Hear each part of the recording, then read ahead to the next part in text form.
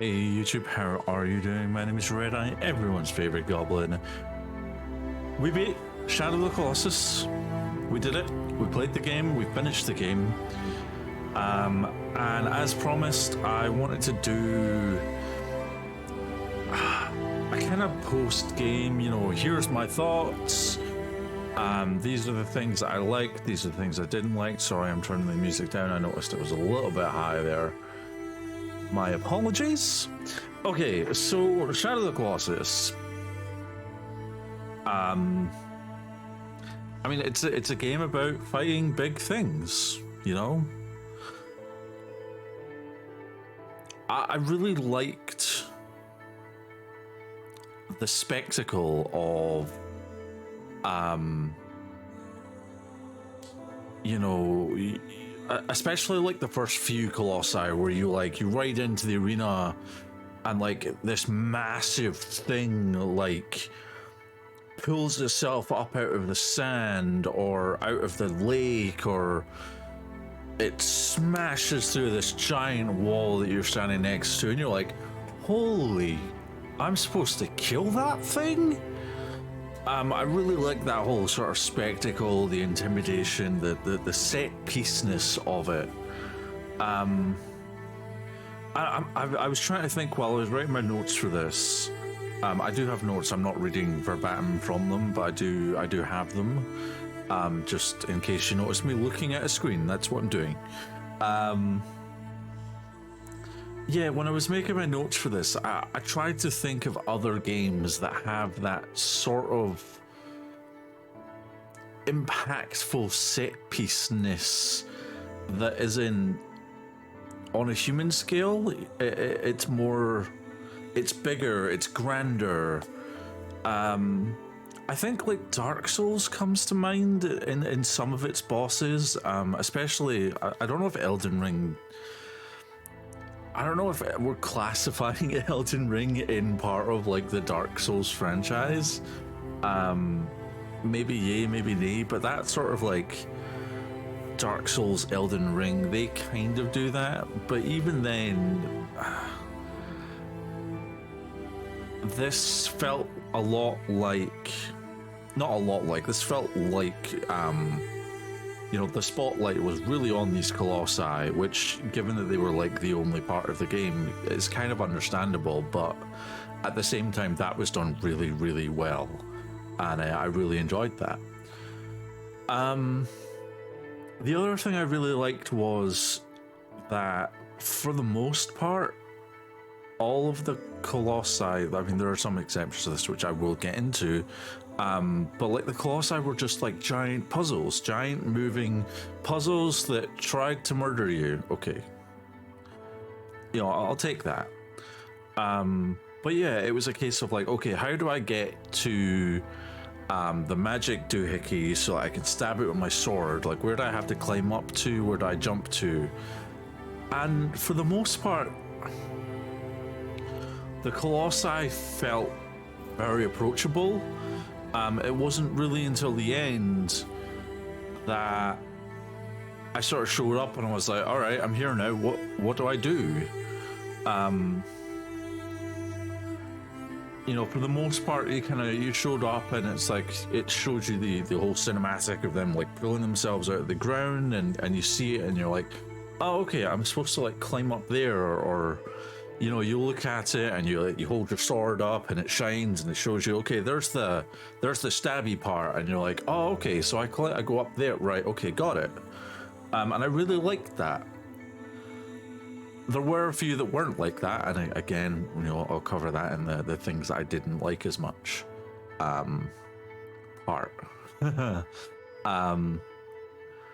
are a few very notable colossi that still stand out in my head, even like a week and a half after I finished the game. And even like some of these were like the sort of really early ones as well. So that was like 2 months ago I did those bosses, and they still like stick out, and they're like, yeah, that was a really cool fight. So like the electric eel guy, I think the episode for that one is like Spicy Danger Noodle. And it's the one where you're like on the lake, and then there's the eel with the sharp prongs and the electricity, and he's sort of like slithering around, and you have to like grab onto him as he as his tail breaches, and you sort of pull yourself up. And that was a really cool fight. That was super awesome. Seeing the eel like undulating through the lake underneath you, yeah, that was amazing. I really liked that fight. The very first flying one, I'm still not sure if it was supposed to be an eagle or a raven, but again, I think you fight him on a lake. Yeah, I think you fight him on a lake, and he sort of like swoops around, and you shoot him, and he's like, aha, I see you, dive, and you have to like jump onto his back and then get him from there. I thought that was really cool as well. Part of that was like the setup where you have to like go through this like dingy little tower and you jump off, and yeah, that was a really cool fight. I did very much enjoy that.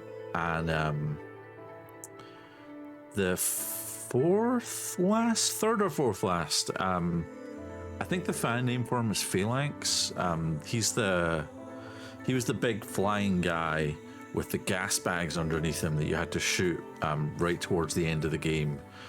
And that was amazing. Just seeing that Colossus like swoosh out of the ground up into the air, and you're like, oh my god, how? That was really cool. I really enjoyed that fight. There are others that stand out for more frustrating reasons, which I may as well get into, because that's kind of all of the here are the things I really liked about the game. So let's move into things I didn't like as much. The control scheme. I ranted about this like throughout the entire series. The control scheme is terrible. It's like awful. And I think I postulated throughout, you know, that like this was like way back in the PS2 era, where like there wasn't really a standard for like the X button is jump and or you know whatever, that we kind of have these days. Like a lot of games you can pick up these days, and you'll know that like, okay, the triggers are like aim and shoot, and like X is jump, and like square is your like dodge or roll, and like triangle is your menu or whatever. A lot of those have kind of just sort of been commonly agreed on across gamers, and like companies have picked up on that, and they sort of stick to these like commonly known button assignments. That really wasn't a thing back in the Wild West of the PlayStation and PlayStation 2 games. I think a lot of it because like it was a lot easier to break into the console market then, and there weren't like console gaming hadn't really been around for very long, and most of it had like 4 buttons. You know, you'd have like your D-pad, and then you'd have like maybe like an A button and a B button. I'm thinking back to like the old Nintendo game in the NES, SNES days, and then you'd have like maybe 6 buttons. You'd have like an A, B, X, Y on some of the like Segas, but like having like analog sticks and a D-pad and like 4 buttons, and then shoulder buttons and triggers and the start button and all of this, that was kind of new. And I can get that back then the control scheme was a little bit experimental, but like this was a remake. You know, this came out 4 years ago, and I get they did try to modernize the controls. It didn't work. The other thing that really frustrated me was the camera. So often the camera has like wanted to autofocus on the direction you're moving in, and so often I'm like, no, I want to see around this corner while I'm walking towards it. Or especially there's a couple of fights where you have to get the Colossus into a certain position. I'm thinking like the guy with the water geysers, or the sand snake worm thing where you have to like run away and turn and shoot him at the same time in the eye. And like those fights were really frustrating because I couldn't get the camera to do what I wanted it to. I was constantly fighting it, and some of the times the camera felt like it was the real boss. It felt like, you know, conquering your camera issues was the real fight, and the Colossi was just there as like a set dressing. And given that the Colossi were supposed to be the stars of the game, that felt really bad. Yeah. Speaking of the Colossi, there were a few that just didn't really match up to expectations. The ones that really stand out to me are the little dog things. I think you fight like 2 of them. And there's the one with like the fire and you have to like scare it off with the fire stick, and then there's the one that you like knock over towers with. And like, I think those would have been fine if they were, you know, at the start. You know, it's like, hey, here's these like little Colossi, you know, as warm-ups. But like they were like the last half. And it kind of felt a bit underwhelming when you've been fighting like giant skyscraper-sized Colossi for like 12 bosses in a row, and you get to this temple and you're like, oh, who's a cute little doggo? It's just, yeah, it felt completely incongruous, and I didn't really enjoy those fights at all. They felt really weird. I'm going to talk about the last 2 Colossi now, because those were probably the most frustrating. Okay, the second last Colossi was probably the most frustrating of all of the Colossi, and the last Colossi was just underwhelming. The second last Colossi, the final like Minotaur style Colossi that you fight with a silly, you know, get him to stamp on the plate so that it tips up and you can jump onto the thing. I mean, okay, yeah, it's a cool mechanic, but there's like literally nothing.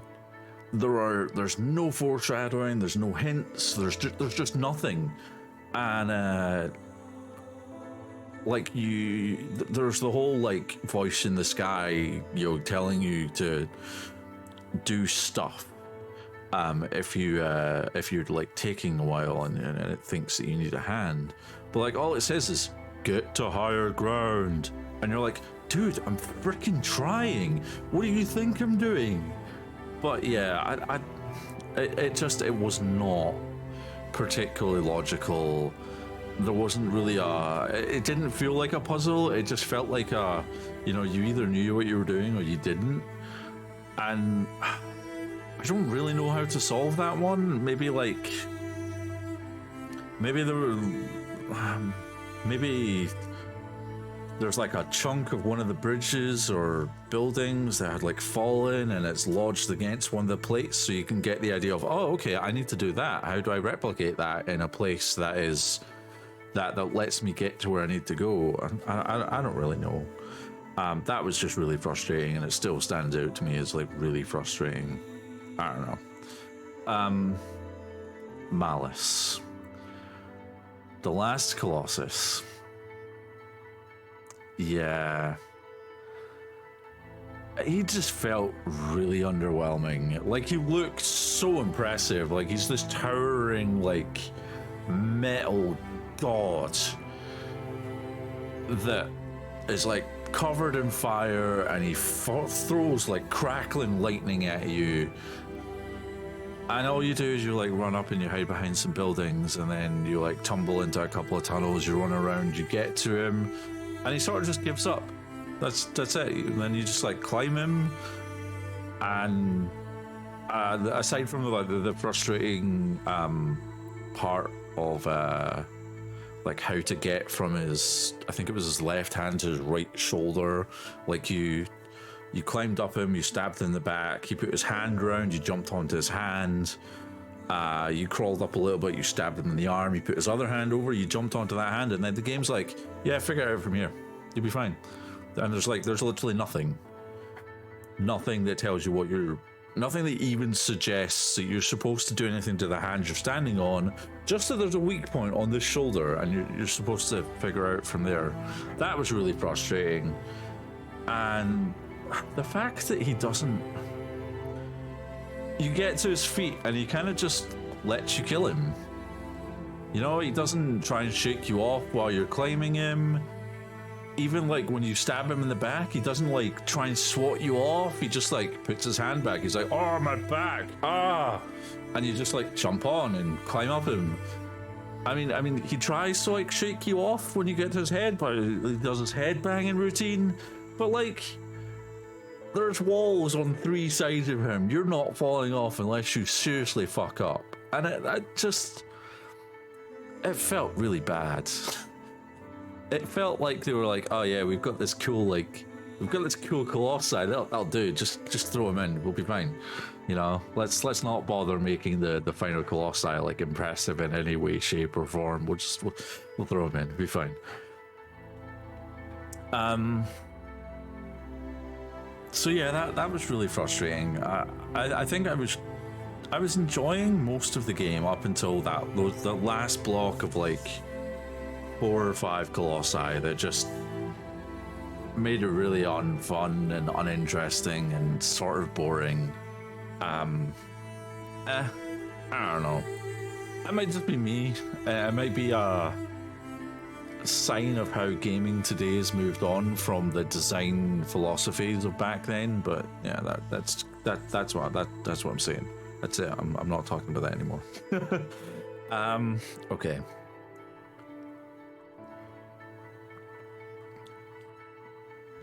So, obviously Shadow of the Colossus is a game, and most games have stories, which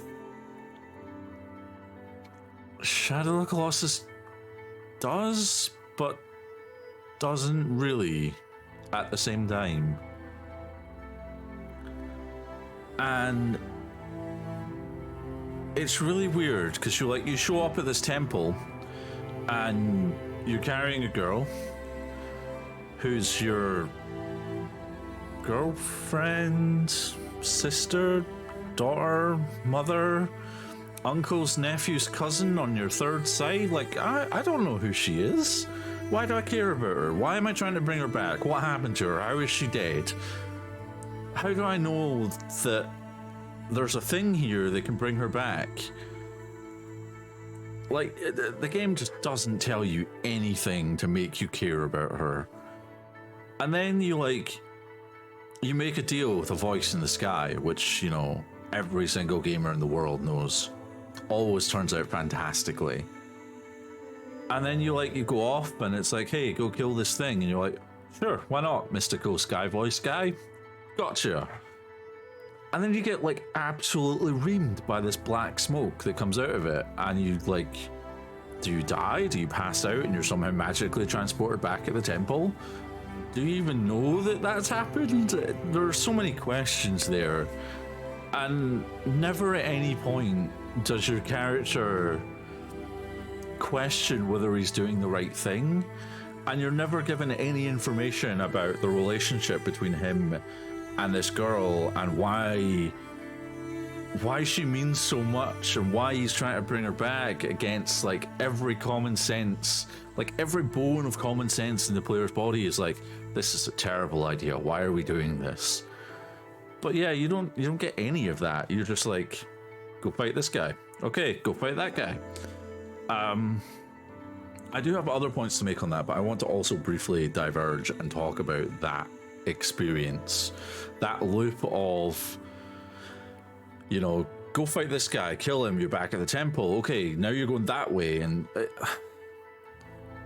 the fact that the world is just completely barren and empty and sort of lifeless while there are some really, really pretty, like, waterfalls and lakes and wooded, like, clearings, there's nothing interesting. You know, the most, like, interesting thing that you get is a save shrine that might have a lizard running around it.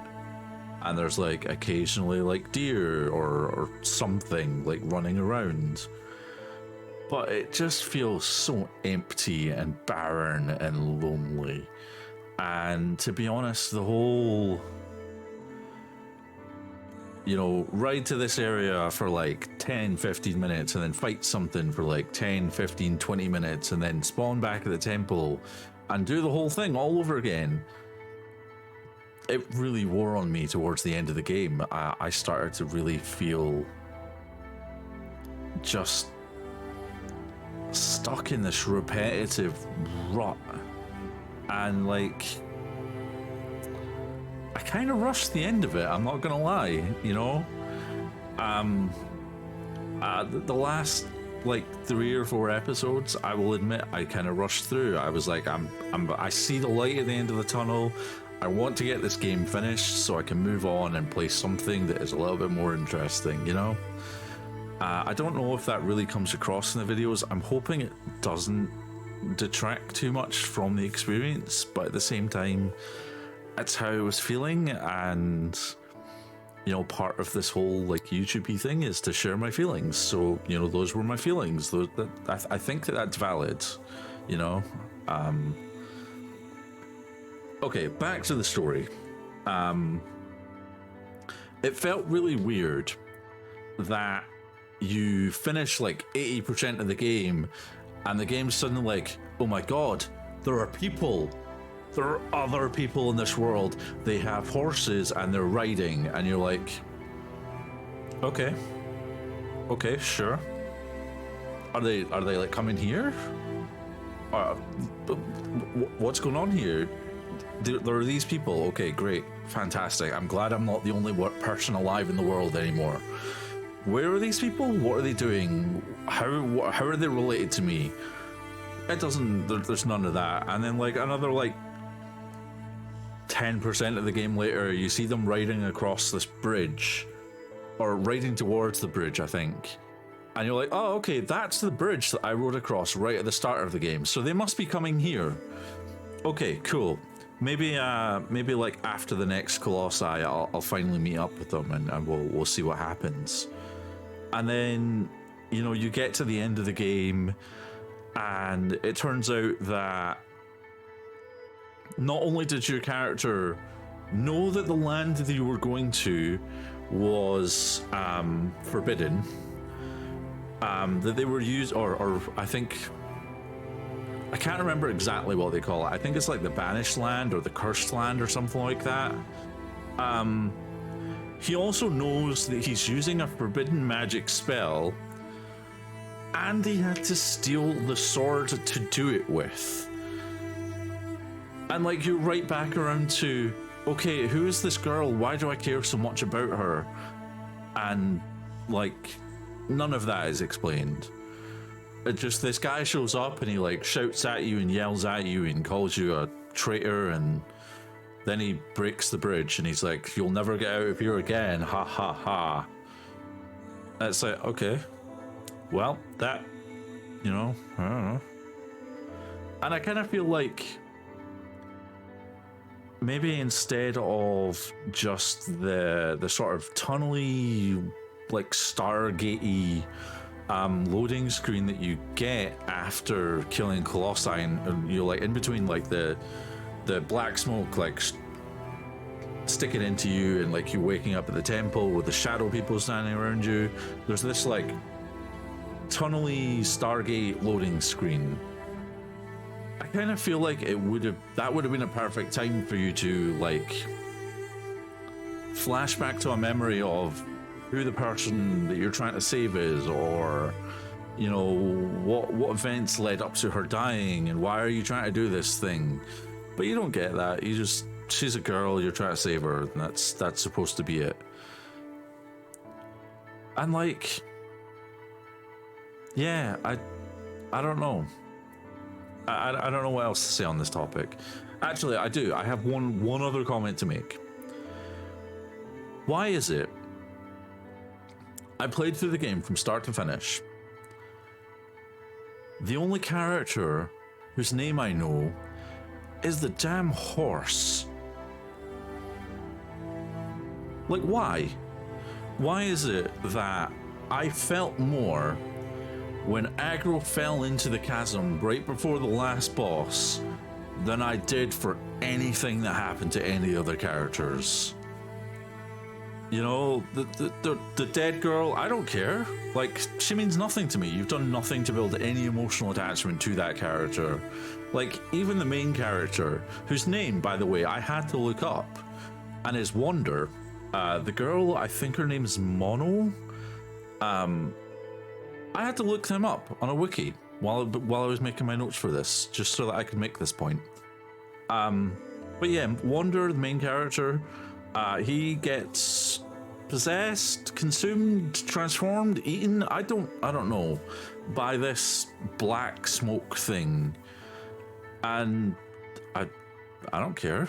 Like, I have literally no emotional attachment to him either. He's just a vehicle for what I've been doing so far. He's my wonder bot, you know? But like, for some reason, like, knowing Aggro's name made her more of a character in my mind than like any of the actual characters in the game. I just found that really, really strange. Anyway, I've rambled on long enough, I think. So I think let's close up some thoughts here. I don't know that I can say the game was like fully enjoyable. There were some really cool moments, and there were definitely some parts that were enjoyable. And I can say that I'm glad I've played it. I don't know that I would recommend it. At least not for like anything other than, oh, you know, I played this on the PS2, you know, is the new version worth it? I'm like, yeah, it looks shinier, so, you know, sure, if you enjoyed it on the PS2, go for it. I also don't know that I would go back and do the new time attack modes or hard mode or anything like that. I feel like I'm kind of finished with the game. You know, I still don't know what those goddamn shiny things that I picked up were for. I don't know if they were important. Maybe there was more story behind them. But I kind of feel like if there was, the game should have put more of an importance on that, instead of the whole minimalistic, let's not tell them anything other than go fight Colossi, cha-ching. Yeah. I do kind of wish that somebody would take the whole concept of big environment-based puzzle bosses and do like a modern take on it. Because I think with like with the technology that we have these days, and some of the changes in mindset of how to make games and how people play games, I think that could be really interesting. And I know other games have done sort of some of similar things. Like Doom immediately jumps out at me. Doom Eternal specifically, like the last boss, you sort of take apart part by part, and you like figure out how to climb up and stuff like that. And so like some games have taken cracks at it. I just kind of, I think that taking the whole concept to the same sort of extreme that Shadow of the Colossus has done would make a really interesting game. But yeah, aside from that, I hope you guys enjoyed watching me play the game. And I hope that these thoughts and feelings help or inform or like even just let you know what I was feeling while I was playing the game. You know, maybe you were, I don't know. I kind of hope that somebody get something out of this video, even if it's just me saying, it was an okay game, but I don't know I could recommend it. Like, if that's it, all that you take from this, then so be it. But yeah, thank you all very much for joining me for this experience. Thank you for listening to me ramble for the last half an hour. We're going to be playing something new next week. I'm not going to announce it here. Wait and see, it'll be surprised. Until next week, I hope you all have fantastic days, and I will see you then. Bye for now.